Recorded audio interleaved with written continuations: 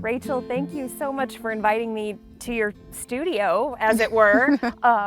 First of all, this property is gorgeous. I'm distracted by cows and chickens and all the beautiful things. But what I really need to talk about is your beautiful art. Tell me when you started painting. Well, I've always been into art since I was a little kid. I didn't really start painting seriously until about 2013. I asked for a big set of acrylic paint and canvases and brushes and everything from my husband for Christmas, and he got it for me, and I just picked it up from there really and kind of got into it at least every week, if not every day from that point on. So prior to that, were you sketching? Were you what? I mean, because this just doesn't come out of nowhere. Right. I sketched a lot. When I was a kid, I drew what kids like to draw. I drew Disney characters and princesses and all that kind of stuff. And then as I got older, I don't know, I just wanted to capture the beauty that I saw and wanted to convey it as accurately as possible. So I just kept trying and kept trying. It's just something that I really enjoy, and I can't think of anything else other than, my family comes first. But other than that, I think about drawing, painting, whatever. I dream about it. I think about it all the time. So I guess it's just in me. And I wasn't born with talent. I just really wanted to get it right. So I wanted to get it as accurately as possible. So I just kept trying until I was satisfied, and I'm still not satisfied, so. Okay, tell me about plein air. Okay.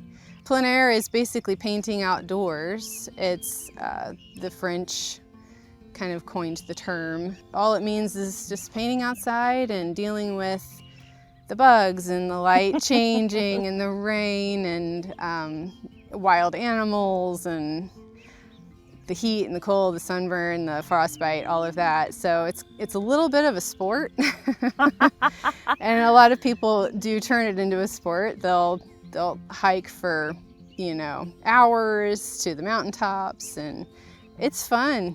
It's a sport, but it's very different than studio painting because everything changes. The light changes, the values change, and it's all trying to capture what you're seeing accurately and dealing with all these the changing environment, the changing colors, the changing shadow shapes and light shapes and everything all the time. How are you able to, to find the perfect spot and composition and all that, and then everything changes? What then? Well, usually I start with a value sketch, and when I initially sketch out my drawing on my canvas, I draw in the shadow shapes and the light shapes. So even as it changes, I've got those lines to remind me of where the light was and where the shadow was, and I still might change it after the fact, but at least I've got, like home base where I can keep going back to. And that's one of the cardinal rules of plein air painting is you're not supposed to chase the light, is what they say. Okay. So where your shadows just get longer and longer and longer, in your painting, and then it just ends up getting muddy and messed up, and it doesn't have that freshness that you initially started with. So how long does a plein air painting typically take? Because I would imagine it's not like a lot of artists I talk to who spend hours on a piece, or is it? It depends on the artist, but most plein air artists usually paint pretty quickly, and in about probably less than 2 hours. 2 hours or less is probably the average. I do know lots of artists who paint longer than that, or they'll go back to the same location the next day or the next day that there's similar light conditions, and they'll bring their painting back out and paint on it some more. Usually you have a 2-hour window where the light hasn't changed so dramatically that you're really just making it up after that point.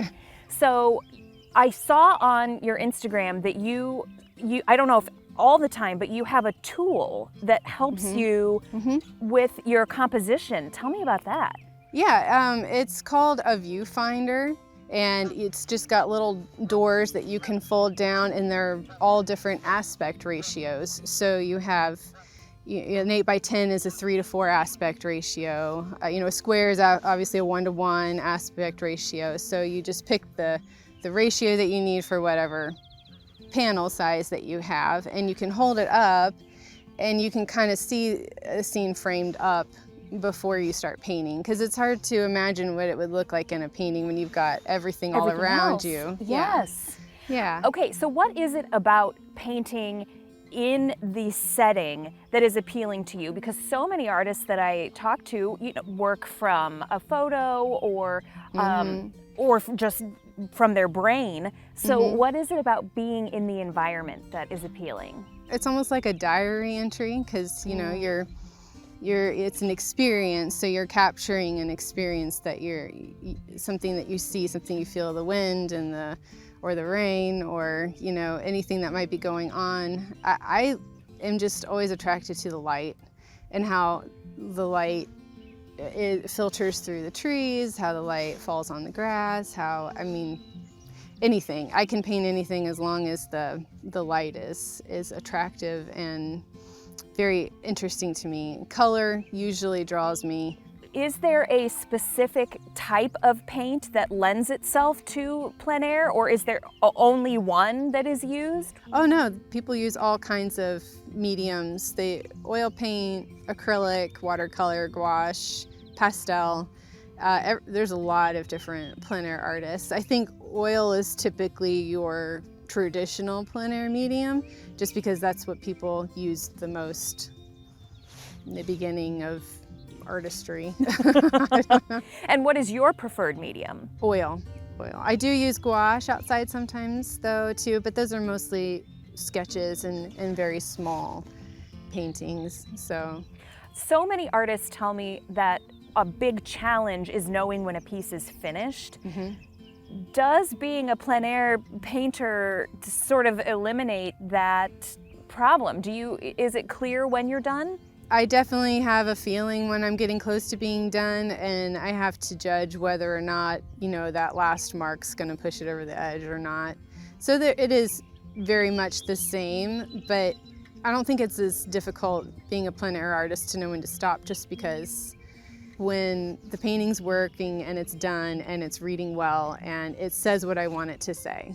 It doesn't have to be, every detail does not need to be filled in. I like leaving a little bit of ambiguity. I like people seeing my paintings and kind of interjecting their own memories and their own ideas of where I might have painted, or it might remind them of something that they saw when they were a kid, or a place that they went when they were on vacation or something. Even if it's not where I painted, it doesn't really matter.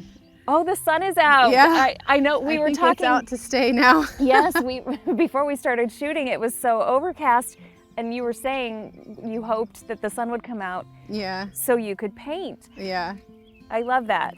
Okay, in 2013, when you asked for paints and canvas, did you have any inkling that you would become a full-fledged artist and that your life would become what it is? No, I think it's just something that I really wanted. Yeah. It didn't really matter where it went. I wasn't really aiming for anything particular other than being able to paint the way I wanted to paint and capture what I wanted to capture and say what I wanted to say on the canvas. So, what is the hardest part of creating art for you?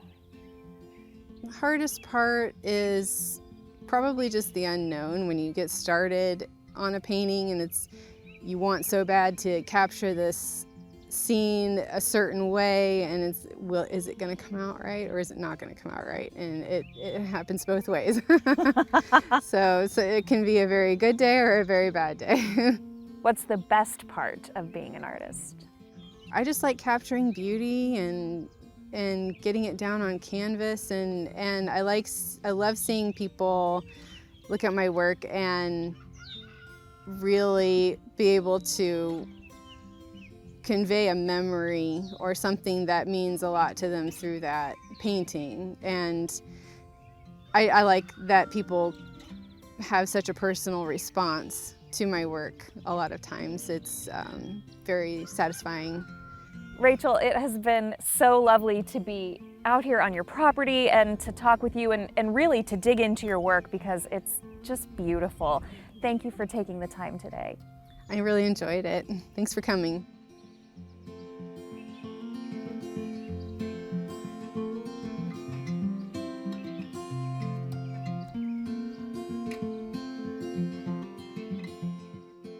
For more information, visit racheldowdfineart.com.